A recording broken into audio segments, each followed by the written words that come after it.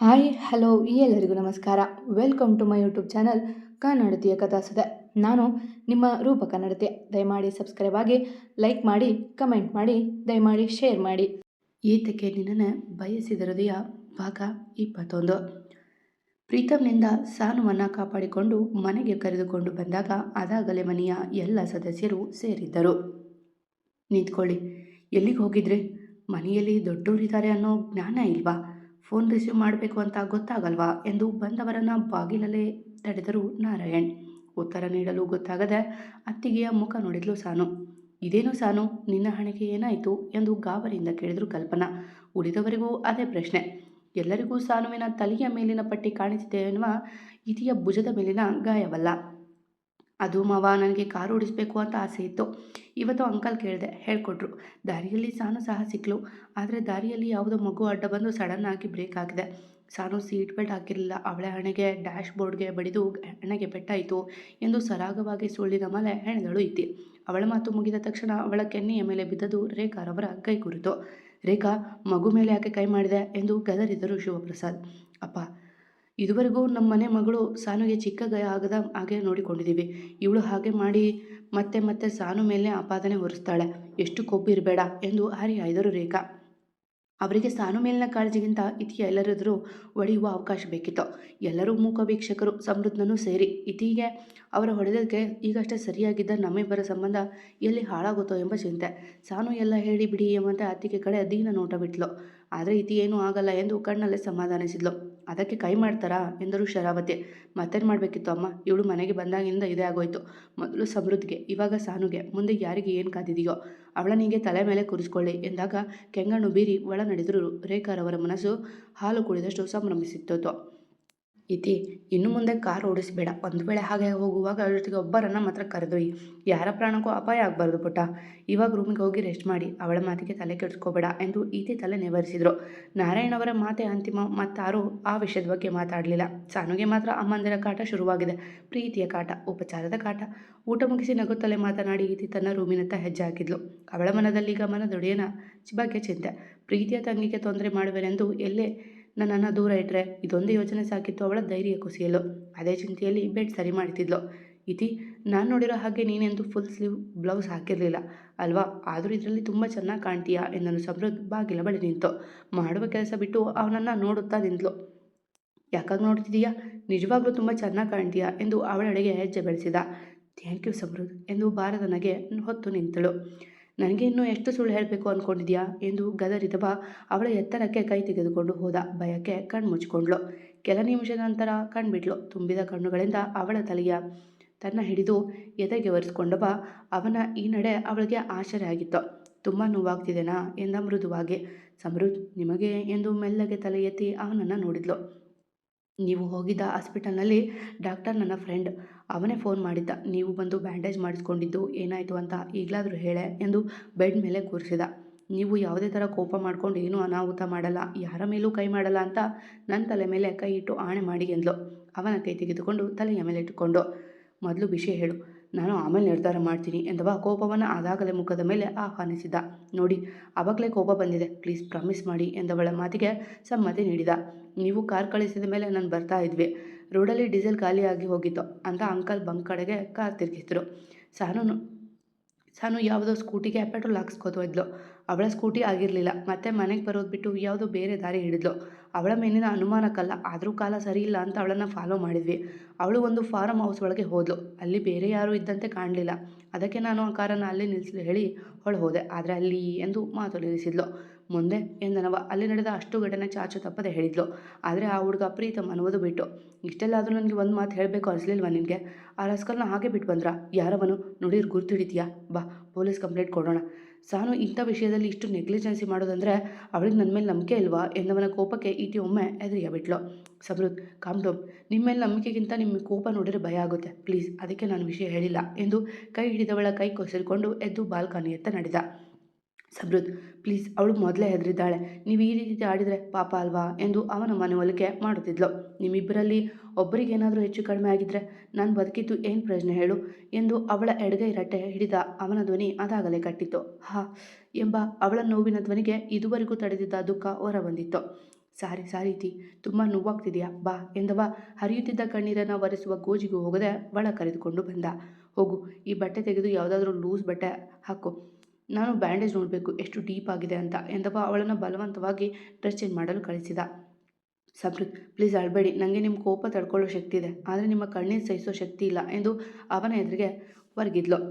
ಇಲ್ಲ ಹೋಗು, ಮೊದಲು ಬಟ್ಟೆ ಬದಲಾಯಿಸಿ ಬಾ ಎಂದವ ತನ್ನ ಕಣ್ಣೀರು ಒರೆಸಿ ಅಲ್ಲಿ ನಿಂತ. ಎಲ್ಲಿ ತೋರಿಸು ಎಂದ ಅವಳು ತೊಟ್ಟಿದ್ದ ಲೂಸ್ ಟೀ ಶರ್ಟ್ ಧಾರಿಸಿ ನೋಡಿದ. ಮೇಲೆ ನೋಡಲು ಬಹಳ ಗಾಯವಾದಂತಿತ್ತು. ಅದರ ಮೇಲೆ ಮೃದುವಾಗಿ ಕೈಯಾಡಿಸಿದ. ನೀನು ಯಾವಾಗ ಇಷ್ಟೊಂದು ಧೈರ್ಯ ಕಲಿತೆ? ಎಲ್ಲವನ್ನೂ ಒಬ್ಬಳ ನಿರ್ವಹಣೆ ಮಾಡುವ ದಡ್ಡತನ ಬೇಕೆ? ಅವನು ಎಸೆದ ಚಾಕು ಎಲ್ಲಾದರೂ ಚುಚ್ಚಿದ್ರೆ ಎಂದು ಅವಳ ಮಗುವ ಬೊಗಸೆಯಲ್ಲಿ ಹಿಡಿದು ಕೇಳಿದ. ನಾನು ಈ ಮನೆ ಸೊಸೆ. ಸಾನು ಮಾನದ ಮುಂದೆ ನನ್ನ ಪ್ರಾಣ ಲೆಕ್ಕವಿಲ್ಲ, ಅದಕ್ಕೆ ಗಟ್ಟಿ ನಿರ್ಧಾರ ಮಾಡಿದೆ. ಅವಳ ಬಳಿ ಏನೂ ಕೇಳಬೇಡಿ, ಮೊದಲೇ ಹೆದರಿದ್ದಾಳೆ. ನನ್ನ ಮೇಲೆ ಆಣೆ ಮಾಡಿದ್ದೀರಾ, ಅವನಿಗೂ ಏನೂ ಮಾಡೋ ಹಾಗಿಲ್ಲ ಎಂದಳು ಮಂಚದ ಮೇಲೆ ಕುಳಿತು. ನಿನ್ನಿಷ್ಟ, ಆದರೆ ಅವನಿಂದ ಮತ್ತೆ ಸಾನುಗೆ ತೊಂದರೆ ಆದರೆ ನಾನಂತೂ ಮನುಷ್ಯ ಆಗಿರಲ್ಲ ಎಂದವನ ಲೆಕ್ಕಾಚಾರವೇ ಬೇರೆ. ಸರಿ, ನೀನು ಮಲಗು, ನನಗೆ ಆಫೀಸ್ ವರ್ಕ್ ಇದೆ, ನಾಳೆಯಿಂದ ಮನೆಯಲ್ಲೇ ರೆಸ್ಟ್ ಮಾಡು ಎಂದವ ಅವಳನ್ನು ತನ್ನತೆಯ ಮೇಲೆ ಮಲಗಿಸಿಕೊಂಡ. ಅವಳು ಮಲಗುವವರೆಗೂ ಅಲ್ಲಿಯೇ ಇದ್ದವ ನಂತರ ಸಾನುವಿನ ಕೋಣೆಯತ್ತ ಹೆಜ್ಜೆ ಬೆಳೆಸಿದ. ಡ್ಯಾಮಿಡ್, ಅವಳಿಂದ ಇತಿಯಿಂದ ನಾನು ಮಾಡಿದ ಎಲ್ಲ ಪ್ಲಾನ್ ಫ್ಲಾಪ್ ಆಯಿತು. ನನ್ನ ಬಳಿ ಇದ್ದ ಅಸ್ತ್ರನೂ ಹಾಳಾಯಿತು. ಅವಳನ್ನು ಮಾತ್ರ ಸುಮ್ಮನೆ ಬಿಡಲ್ಲ ಡ್ಯಾಡ್ ಎಂದು ತೇಜಸ್ವಿಯವರ ಎದುರು ಹಾರಾಡುತ್ತಿದ್ದಾನೆ ಪ್ರೀತಮ್. ನಿನಗೆ ಒಂದು ಪ್ಲಾನ್ ಸಹ ನೀಟಾಗಿ ಮಾಡೋಕೆ ಬರಲ್ವಾ?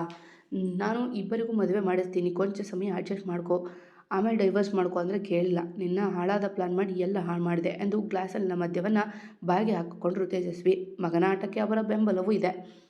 ನಾವು ಅವರನ್ನು ಬೆನ್ನಟ್ಟಿದ್ವಿ ಡ್ಯಾಡ್, ಆದರೆ ಯಾರೋ ಪೊಲೀಸ್ ಜೀಪ್ ಸೌಂಡ್ ಬಂತು ಅಂತ ಅಲ್ಲಿಂದ ತಪ್ಪಿಸ್ಕೊಂಡು ಬಂದ್ವಿ. ಇಲ್ಲಾಂದಿದ್ರೆ ಅವತ್ತು ಆ ಇತಿಗೂ ಒಂದು ಗತಿ ಕಾಣಿಸ್ತಿದ್ದೆ ಎಂದು ಒಂದು ಪೂರ್ತಿ ಬಾಟಲನ್ನೇ ಬಾಯಿಗೆಡಿಸಿದ.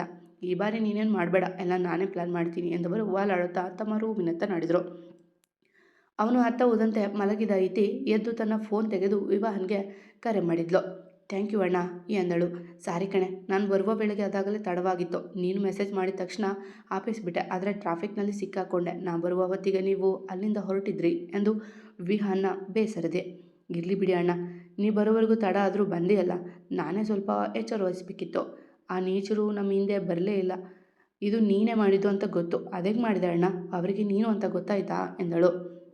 ಇಲ್ಲ ಕಣೋ, ಅವರು ನಿಮ್ಮನ್ನು ಚೇಸ್ ಮಾಡ್ಬೋದು ಅಂತ ನಾನೇ ನನ್ನ ಫೋನಲ್ಲಿ ಪೊಲೀಸ್ ಸೈರನ್ ಹಾಕಿದೆ, ಹೆದರಿ ಓಡಿದ್ರು. ಆಮೇಲೆ ಮತ್ತೆ ನಿಮ್ಮ ಹಿಂದೆ ಬಿದ್ದರು. ಆ ಸಮಯದಲ್ಲಿ ನಾನು ಸಾನ್ನಿಧ್ಯನ ಸ್ಕೂಟಿ ತೆಗೆದುಕೊಂಡು ಬಂದೆ ಎಂದವ ತನ್ನ ಕಾರ್ಯದ ಬಗ್ಗೆ ವಿವರಿಸಿದ. ಥ್ಯಾಂಕ್ ಯು ಅಣ್ಣ ಎಂದಳು ಮತ್ತೊಮ್ಮೆ. ನಿನ್ನ ಕೈಗೆ ಆಗಿದೆ ಅಂತೆ ನನಗೆ ಗೊತ್ತಾಗಲಿಲ್ಲ, ಹೇಗಿದೆ ನೋವು ಎಂದ. ಪರವಾಗಿಲ್ಲ ಅಣ್ಣ, ಇನ್ನೇನು ಸಮೃದ್ಧ ಬರ್ತಾರೆ, ನಾಳೆ ಕಾಲ್ ಮಾಡ್ತೀನಿ ಎಂದು ಕರೆ ತುಂಡರಿಸಿ ಸುಖ ನಿದ್ರೆಗೆ ಜಾರಿದ್ಲು.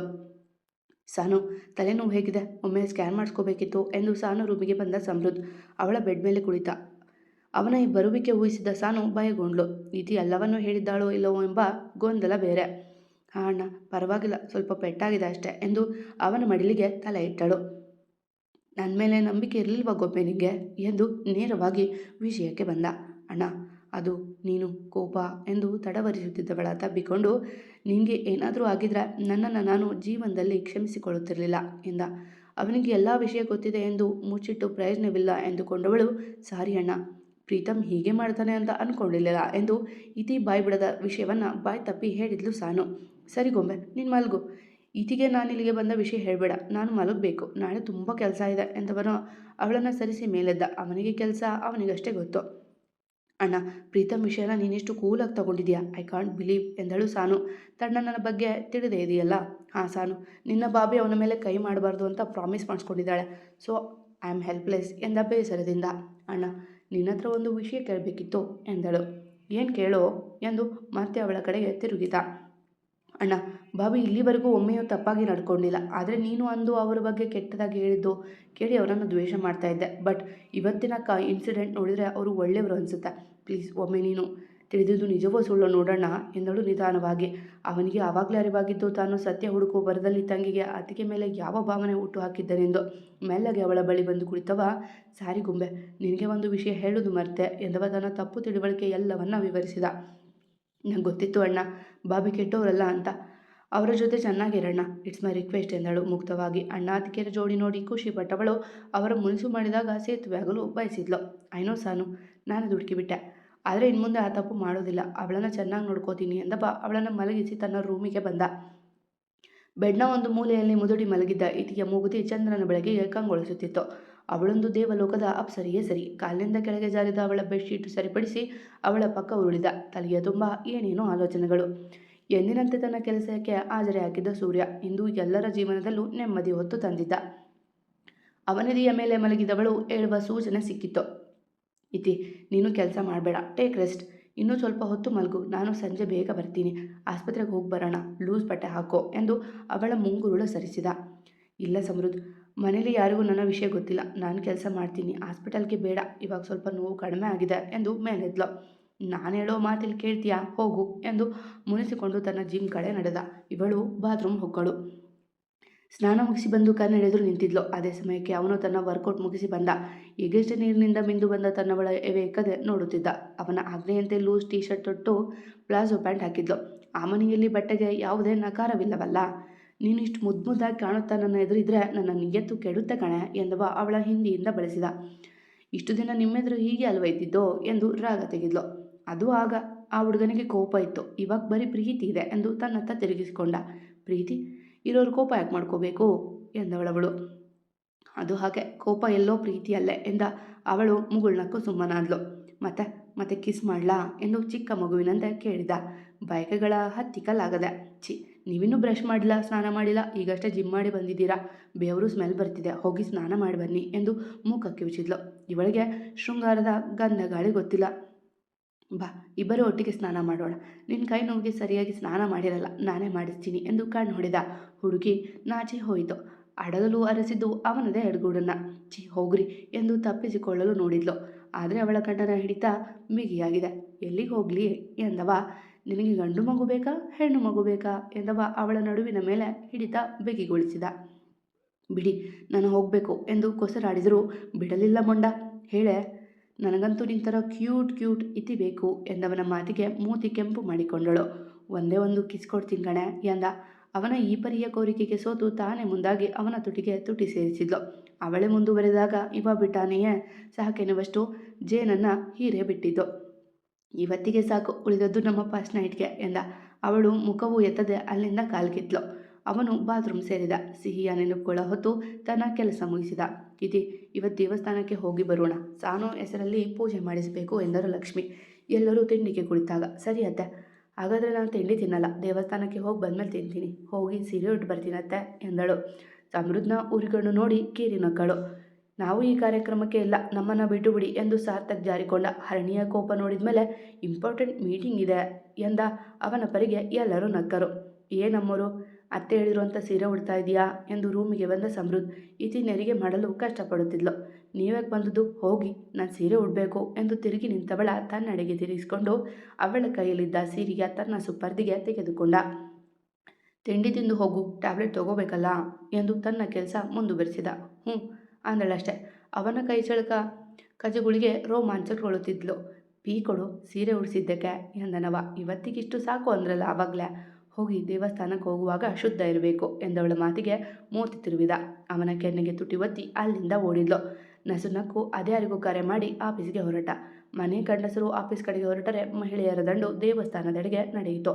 ಅವರ ಜೊತೆ ಡ್ರೈವರ್ ಬಿಟ್ಟರೆ ಯಾವ ಗಂಡಸರು ಇರಲಿಲ್ಲ.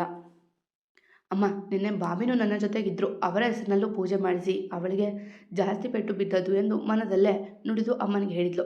ಸರಿ ಪುಟ್ಟ ಎಂದು ಇತಿ ಸಾನ್ನಿಧ್ಯ ಇಬ್ಬರ ಹೆಸರಿನಲ್ಲೂ ಪೂಜೆ ನಡೆಯಿತು. ಮಹಿಳಾ ಮಣಿಯರು ದೇವಸ್ಥಾನದ ಕಟ್ಟೆಯ ಮೇಲೆ ಕೂತು ಹರಟುತ್ತಿದ್ದರು. ಇದ್ದಕ್ಕಿದ್ದಂತೆ ಒಬ್ಬ ಹುಚ್ಚ ಓಡಿ ಬಂದ. ಎಲ್ಲರಿಗಿಂತ ಮುಂದೆ ಕುಳಿತಿದ್ದ ಇತಿಯ ನೋಡಿ ಹೊಟ್ಟೆ ಉರಿದುಕೊಳ್ಳುತ್ತಿದ್ದ ರೇಖಾರವರ ಕೆನ್ನೆಗೆ ಬಾರಿಸಿದ. ಎಲ್ಲರೂ ಒಮ್ಮೆ ಶಾಕ್ ಆದರು. ರೇಖಾ ಕೆನ್ನೆ ಮೇಲೆ ಕೈ ಇಟ್ಟು ಅವನನ್ನೇ ಸುಟ್ಟು ನುಗ್ಗುವಂತೆ ನೋಡುವಾಗ, ನೀನು ಇನ್ನೂ ಬದುಕಿದೆಯೇನೆ, ನನ್ನ ಮಗಳ ಜೀವನ ಹಾಳು ಮಾಡಿ ನೀ ಚೆನ್ನಾಗಿದೆಯೇನೆ ಎಂದು ಇನ್ನೊಂದು ಕೆನ್ನೆಗೂ ಬಾರಿಸಿದ. ಯಾರೋ ನೀನು, ನಮ್ಮಮ್ಮಂಗೆ ಯಾಕೋ ಹೊಡಿತೀಯಾ ಎಂದು ಮುಂದೆ ಬಂದ ಮಾನುಗೂ ಒಂದು ಕೊಟ್ಟ. ನೀನು ನಿನ್ನಿಂದಾನೇ ನನ್ನ ಮಗಳು ಸತ್ತಿದ್ದು ಎಂದು ಅವಳ ಕುತ್ತಿಗೆ ಕೈ ಹಾಕಿದ. ಅಲ್ಲಿಗೆ ಓಡಿ ಬಂದ ಕೆಲವು ಜನರು ಅವನನ್ನು ಬಿಡಿಸಿದರು. ಕ್ಷಮಿಸಿ ಅಮ್ಮ, ಅವನ ಮಗಳಿಗೆ ಮಕ್ಕಳಾಗೋದಿಲ್ಲ ಅಂತ ಅವಳ ಅತ್ತೆ ಬೆದರಿಸಿ ಡಿವೋರ್ಸ್ ಕೊಡಿಸಿದ್ರು. ಆಮೇಲೆ ಅವಳು ನೊಂದು ನೇಣು ಹಾಕ್ಕೊಂಡು ಸತ್ಲು. ಅಂದಿನಿಂದ ಇವನು ಹುಚ್ಚ ಆಗಿ ಹೀಗೆ ಮಾಡ್ತಿದ್ದಾನೆ ಎಂದು ಒಬ್ಬ ಅವನನ್ನು ಎಳೆದುಕೊಂಡು ಹೋದ. ಮಮ್ಮಿ ನೋಡಿ, ನನಗೆ ಫುಲ್ಲು ಉರಿತಾ ಇದೆ ಎಂದು ಕೆನ್ನೆ ಮೇಲೆ ಕೈ ಇಟ್ಟು ನುಡಿದಳು ಮಾನು. ನನಗೂ 2 ಕೆನ್ನೆ ಊದಿದೆ, ಬನ್ನಿ ಅತ್ತಿಗೆ, ಮನೆಗೆ ಹೋಗೋಗಿ, ಐಸ್ಗೂ ಬಿಟ್ಕೋಬೇಕು ಎಂದು ಎಲ್ಲರಿಗಿಂತ ಮುಂದೆ ಹೋಗಿ ಕಾರಲ್ಲಿ ಕುಳಿತಳು. ಹುಚ್ಚ ನನ್ನ ಮಗ, ನಾನೇ ಸಿಗಬೇಕಿತ್ತು ಹೊಡೆಯೋಕ್ಕೆ, ಆ ಇತಿ ಕೊಟ್ಟಿದ್ರೆ ಆಗಿರೋದು, ಹಲ್ಲು ನುಯ್ತಾ ಇದೆ, ಸರಿಯಾಗೆ ಕೊಟ್ಟ ಎಂದು ಸ್ವಗತ ನುಡಿದ್ಲು. ನೋಡು ಇತಿ, ನಿನ್ನೆ ನನಗೆ ಅವರು ಹೊಡೆದಿದ್ದಕ್ಕೆ ಇವತ್ತು ದೇವಸ್ಥಾನದಲ್ಲಿ ಅವರು 2 ಕೆನ್ನೆ ಊದಿದೆ ಎಂದು ಕಿಸಕ್ಕರೆ ನಕ್ಕಳು ಹರಿಣಿ. ಅವಳ ಮಗಳು ಸೇರಿ ಎಂದರು ಕಲ್ಪನಾ. ಕಲ್ಪನಾ, ಹರಿಣಿ ಹಾಗೆಲ್ಲ ಮಾತಾಡಬಾರ್ದು ಬನ್ನಿ ಎಂದು ಕರೆದರು ಲಕ್ಷ್ಮಿ. ತಾರಾ ಶರಾವತಿವರೆಗೂ ಹಾಲು ಕುಡಿದಷ್ಟು ಖುಷಿ. ದೊಡ್ಡಮಮ್ಮಿ, ನಿಂಗೆ ನಿನ್ನೆ ಅಜ್ಜಿ ಒದಿದ್ದ? ನಾನು ಇರಲಿಲ್ಲ, ಯಾಕೊದ್ದಿದ್ದು ಎಂದು ಇತಿಯ ಮಡಿಲೇರಿದ ಆರು. ನಿನ್ನೆಯವರು ಬಂದಾಗ ಸಾಕೇಶ್ ಜೊತೆಗೂಡಿ ಆಡುತ್ತಿದ್ದ. ಇಲ್ಲ ಪುಟ್ಟ, ನೀನು ನಿನ್ನೆ ತಪ್ಪು ಮಾಡಿದ್ದೆ, ಅದಕ್ಕೆ ಅಜ್ಜಿ ಹೊಡಿತು ಎಂದು ಅವನ ಜೊತೆ ಮಾತನಾಡುತ್ತಾ ಮನೆ ಸೇರಿದರು. ಸರ್ ಬರೋಕ್ಕೆ ಹೇಳಿದ್ರಂತೆ ಎಂದು ಸಮೃದ್ಧ ಮುಂದೆ ಕೈ ಕಟ್ಟಿ ನಿಂತಿದ್ದಾರೆ ಇಬ್ಬರು ಯುವಕರು. ಇಬ್ಬರದು ಒಂದೊಂದು ವಿಚಿತ್ರ ಅವತಾರ. ನಾನ್ಯಾರು ಅಂತ ಗೊತ್ತಿರಬೇಕಲ್ಲ ಎಂದ ಗತ್ತಿನಿಂದ. ಹ್ಞೂ ಸರ್ ಗೊತ್ತು. ನಿಮ್ಮ ಬಗ್ಗೆ ಗೊತ್ತಿರದೇ ಇರುತ್ತಾ? ನೀವು ಸಮೃದ್ಧ ಪಾಟೀಲ್ ಎಂದ ಒಬ್ಬ. ಗುಡ್, ನನ್ನ ಬಗ್ಗೆ ತುಂಬ ತಿಳ್ಕೊಳ್ತೀರಾ. ನಿಮ್ಮ ಹೆಸರು ಕೇಳಿದರೆ ನಾನು ತಿಳ್ಕೊತೀನಿ ಎಂದ ಅವರತ್ತ ತೀಕ್ಷ್ಣ ನೋಟ ಬೀರಿ. ನನ್ನ ಹೆಸರು ಚಿರಾಯು, ಇವನು ಮಿಥುನ್ ಎಂದ. ಓಕೆ, ನಾನೇ ಕರೆಸಿದ್ದೇನೆ ಅಂತ ತಿಳ್ಕೊಬೇಕು ಅನ್ನಿಸ್ತಿಲ್ವಾ ಎಂದು ಎದ್ದು ನಿಂತಾಗ ಕೈ ತೋಳು ಮಡಚುತ್ತಾ ಅವರೆಡೆ ಬಂದ.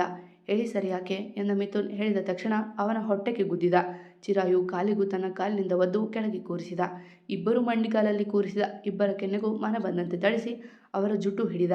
ನನ್ನ ಬಗ್ಗೆ ಗೊತ್ತಿದ್ದು ನನ್ನ ತಂಗಿ ತಂಟೆಗೆ ಹೋದ್ರೇನೋ, ಹುಟ್ಟಿಲ್ಲ ಅನಿಸ್ಬಿಡ್ತೀನಿ ಎಂದು ಅವರ ಮನಕ್ಕೆ ಬಂದಂತೆ ಹೊಡೆದ.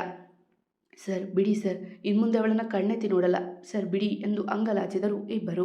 ಸರಿ ಬಿಡ್ತೀನಿ, ಆದರೆ ನಾನು ಹೇಳಿದ ಒಂದು ಕೆಲಸ ಮಾಡಬೇಕು ಎಂದವ ಅವರನ್ನು ಬಿಟ್ಟು ದೂರ ಸರಿದು ತನ್ನ ಕೈ ತೋಳು ಇಳಿಸಿಕೊಂಡ.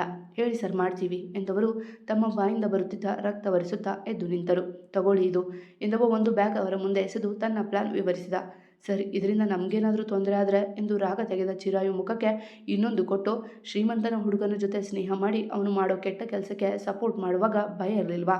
ಒಂದು ಹೆಣ್ಣಿನ ಮಾನ ತೆಗೆಯುವ ಬಗ್ಗೆ ಯೋಚಿಸುವಾಗ ಭಯ ಆಗಲಿಲ್ವಾ ಎಂದು ಅವನ ಕೋಪಕ್ಕೆ ಹೆದರಿ ಅವರು ನಡುಗುತ್ತಿದ್ದರು. ನಿಮ್ಮ ತಂದೆ ತಾಯಿ ಒಳ್ಳೆಯವರು ಅಂತ ನಿಮ್ಮನ್ನು ಜೈಲಿಗೆ ಅಟ್ಟದೆ ಸುಮ್ಮನೆ ಬಿಟ್ಟಿದ್ದೀನಿ. ಇಲ್ಲಾಂದಿದ್ರೆ ಆಗ್ತಾ ಇದ್ದಿದೆ ಬೇರೆ. ಹೋಗಿ, ಎಲ್ಲಾದರೂ ಪ್ಲಾನ್ ಹಾಳಾದರೆ ನೀವು ಹುಟ್ಟಿದ್ರೆ ಅನ್ನೋಕ್ಕೆ ಸುಳುವು ನೀಡೋದಿಲ್ಲ ಎಂದು ಖಡಕ್ ವಾರ್ನಿಂಗ್ ಕೊಟ್ಟು ಕಳುಹಿಸಿದ್ದ. ಮುಂದುವರಿಯುವುದು. ಧನ್ಯವಾದಗಳು. ಏನೇನಂತೆ ನಿಮ್ಮ ಪ್ರೀತಿ, ಕಮೆಂಟ್, ಪ್ರೋತ್ಸಾಹದ ನಿರೀಕ್ಷೆಯಲ್ಲಿ ನಾನು ನಿಮ್ಮ ರೂಪಕ ನಡತೆ. ಹುಷಾರಿಲ್ಲ ಅಂದರೂ ಆಗ್ತಿದ್ದೀನಿ ಅಲ್ವಾ? ಜಾಸ್ತಿ ಕಮೆಂಟ್ ಮಾಡಿ ಪ್ರೋತ್ಸಾಹಿಸಿ.